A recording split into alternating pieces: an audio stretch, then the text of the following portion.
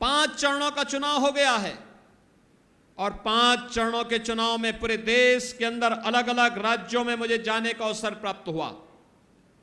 उत्तर प्रदेश में भी 53 सीटों पर 80 में से 53 सीटों पर चुनाव हो गए हैं और 4 जून को क्या परिणाम आने जा रहा है, हर व्यक्ति पहले से निश्चिंत है। दुनिया भी, देश भी, कश्मीर से कन्याकुमारी तक, कामरूप से लेकर के कच्छ तक पूरे देश के अंदर जाने का अवसर प्राप्त हुआ। हर ओर एक ही नारा गूंज रहा है, एक ही संकल्प है, एक ही स्वर सुनाई देता है और वह है कि फिर एक बार, फिर एक बार, फिर एक बार, अब की बार, अब की बार।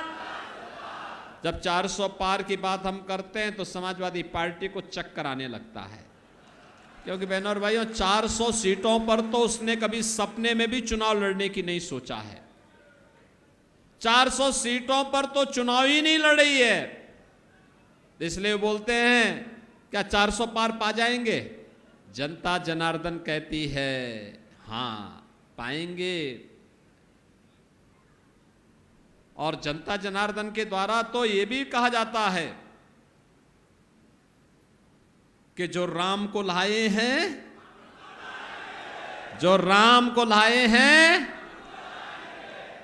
वो कहते हैं क्यों, जो जनता जनार्दन के द्वारा जवाब दिया जाता है कि राम भक्त ही राज करेगा दिल्ली के, राम भक्त ही राज करेगा।